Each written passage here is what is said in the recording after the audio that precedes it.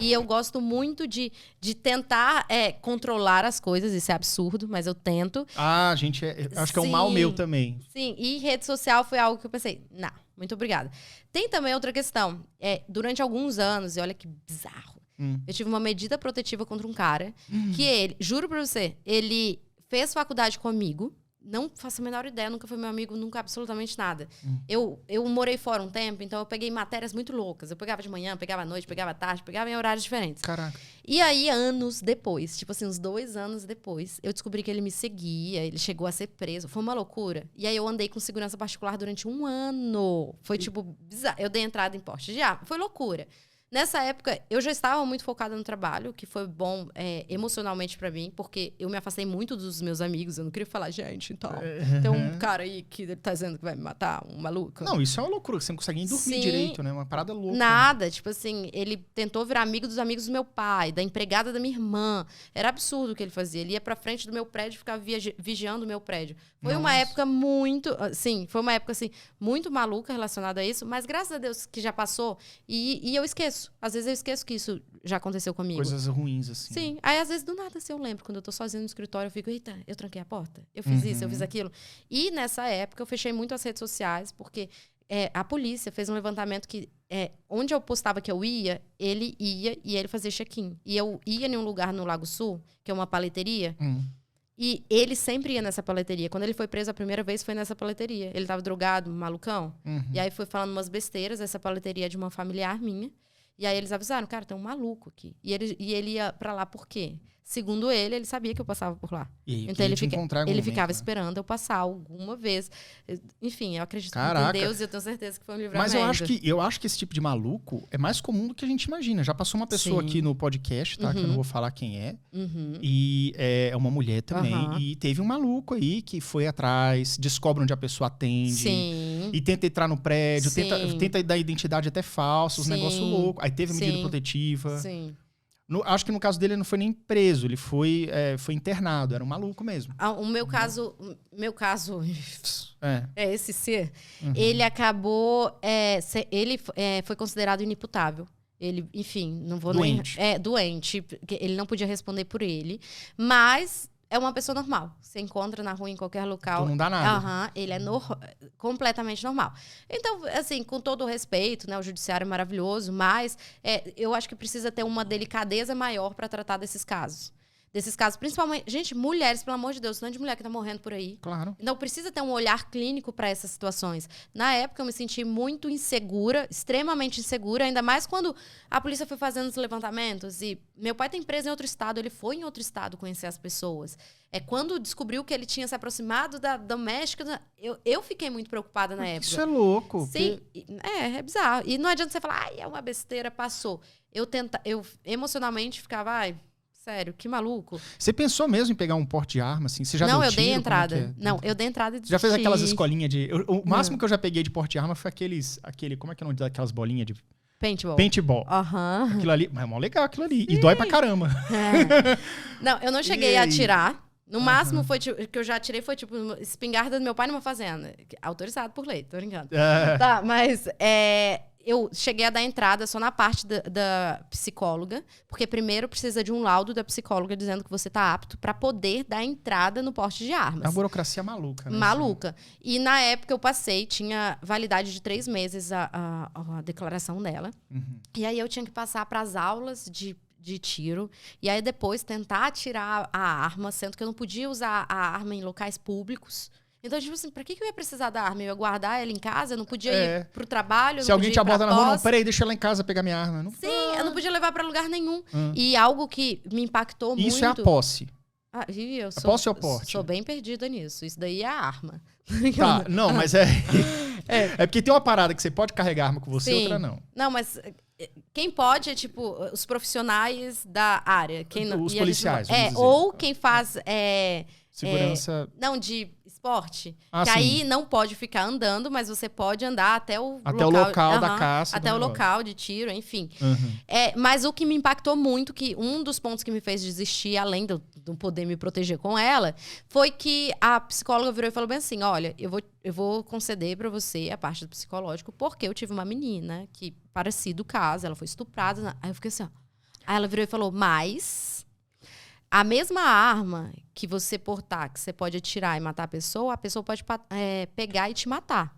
Aí ela falou, você tem coragem de atirar? Se você visse ele na rua, você ia parar pra pensar se você atiraria ou você atiraria? Essa é a pergunta que você tem que se fazer? E eu sou super temente a Deus. Mas, então, eu acredito muito, sabe? Eu não tenho direito de tirar a vida de outra pessoa.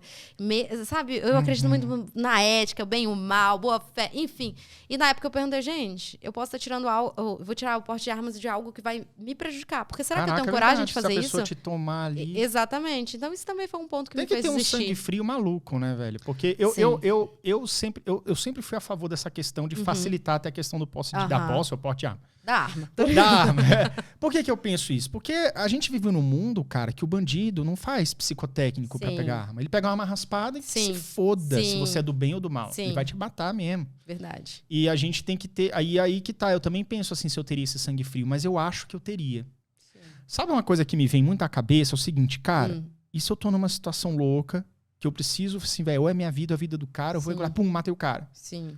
E aí, é como se eu arrumasse uma sarna gigantesca. Eu vou ter que provar que esse maluco que tá morto na minha frente tentou me ameaçou primeiro. Sim. Então, eu não sei se você tem experiência nisso. Não é a sua área, mas obviamente que não, tá? Sim. Doutora, eu não vou te perturbar com isso. Não, mas eu já estaria meio protegida, porque eu já tinha uma protetiva há muito tempo, eu já andava com segurança particular, então tinha todo um histórico já de perseguição dele comigo. Mas isso já tinha as provas nos autos. Tinha as vezes que ele foi preso, enfim, que ele falava umas besteiras. Mas ele realmente, assim, quando ele tá em surto, não é uma pessoa normal. E eu cheguei aí na delegacia algumas vezes que ele estava em surto, enfim. Pra mim, aquilo ali não era uma pessoa normal. Mas 90% do tempo, inclusive na faculdade, eu não sabia que tinha problemas. Então, quando estava em surto, se entrava em surto é porque tinha um problema. Eu pensava, cara, qual é o meu direito de ir lá e fazer isso com uma pessoa que pode estar em surto ou com algum problema? Não sei. Eu sempre tento resolver as questões ao invés de piorar. Mas é claro, eu acho que se eu tivesse uma situação de risco, ele aparecesse no meio do nada, eu atiraria. Mas será que se ele aparecesse à tarde, em frente ao escritório que eu trabalho, eu ia atirar nele? No meio da rua com exatamente. Pessoas andando, Então, enfim, eu preferi... eu tentei me conhecer em relação a esse aspecto e ver como eu ia reagir. E se eu não tinha certeza que eu ia reagir da forma de atirar nele, então era melhor não tirar. E aí eu preferi não tirar. Você foi sensato, eu acho, nessa sua análise aí. Eu acho que... Obrigada. Legal. Você foi precisa, assim, e tal. Talvez mas é o que eu digo, tem que se conhecer, gente. Isso é pra tudo. Não adianta. Porque tem gente que dá o louco também. Tem gente que não tá muito bem equilibrada. Sim. Tem arma e qualquer coisinha já pega e sai e dá 30 tiros na pessoa. E aí a pessoa se lasca. Era uma parada que ia te defender e acaba te enrolando no tribunal, né? Recentemente teve o caso daquele campeão de jiu-jitsu, que acho que foi em São Paulo. Foi, então uma semana, isso, uns 10 dias, isso. Gente, pelo amor de Deus, sabe? Um campeão brasileiro, ainda mais na parte de esporte, atleta, tanto que é difícil o Brasil ajudar relacionado ao esporte de luta, enfim. E um campeão foi lá assassinado em uma noite, numa noitada. Exatamente. E o absurdo é, aquele, não sei, policial, não sei o que era, ele tinha um histórico.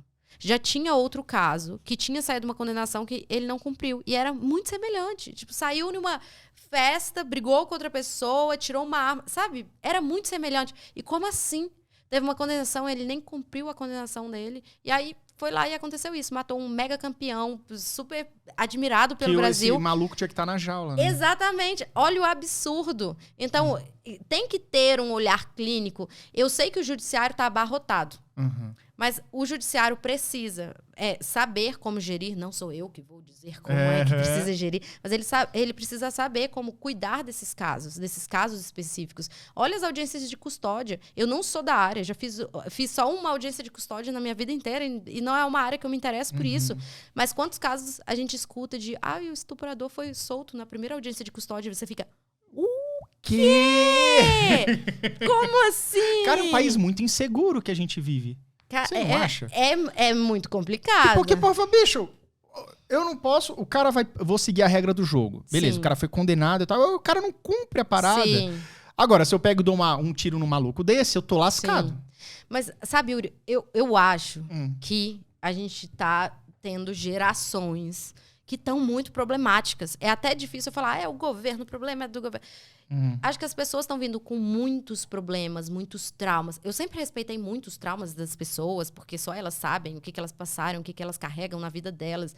Mas hoje em dia, é todo mundo tão intolerante, é todo mundo tão querendo brigar, é todo mundo com uma opinião do contra, de reclamar, das situações simples da vida. Quantas vezes uma pessoa fez um prestador de serviço fez algo legal e você foi lá e elogiou ele? Mas se ele fez algo errado, todo mundo vai lá reclamar. Eu acho que todos nós estamos vindo de uma cultura que a gente reclama demais, que a gente está muito insatisfeito, que a gente compara demais. A gente precisa parar para olhar a opção que a gente tem, de olhar as coisas boas também na vida. E não tô dizendo que é tudo lindo, porque tem dia que a gente... Hoje cedo eu queria arrancar meus cabelos. Mas, gente, é a vida, sabe? Eu vi que eu estava em uma situação chata e pensei, ok, eu não quero passar o dia nessa situação. É uma opção, você tem que querer olhar para o outro lado. Mas a população e todos, hoje em dia, é tão fácil reclamar. Eu vou reclamar porque os escritórios de advocacia não me dão uma oportunidade de poder advogar lá. Uai! Vai advogar só, vai assistir as audiências, sabe? É muito choro pra pouca chupeta, né? Sim, gente, sabe? Vamos pensar fora da casinha. As pessoas que ganharam muito dinheiro pensaram como? Com uma ideia extraordinária, e todo diferente. mundo que ganhou muito dinheiro foi pessoas realmente extraordinárias, fizeram uma parada totalmente do avesso. Exatamente. E não tem dessa também. Sim, enfim.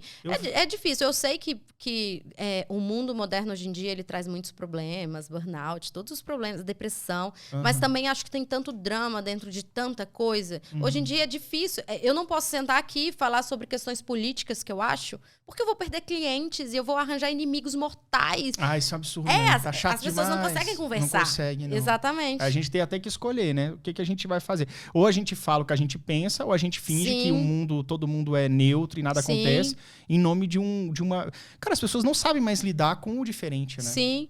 É muito complicado. É complicado de tudo. E puxando para a parte de empreender, eu sempre falo isso. A parte mais difícil de empreender é lidar com pessoas. Você vai precisar de pessoas. Você vai precisar, seu negócio vai crescer. Você vai precisar de pessoas. E o que você fala, você nunca sabe como chega até aquela pessoa. É verdade. Porque você não sabe de onde ela veio, o que ela passou, o que ela tem. Se uma brincadeirinha que você fez vai pegar em algo muito profundo dela. E não tem como, é só experiência. É só a maturidade que você vai aprendendo a... Nossa, eu não devo falar esse tipo de coisa, porque eu acho que isso pode machucar alguém. Então, hoje em dia, a parte que eu tenho mais dificuldade, em que pese, adoro minha equipe, eles não reclamem disso, eu sempre tentar tratar todos bem, mesmo sendo todos muito diferentes.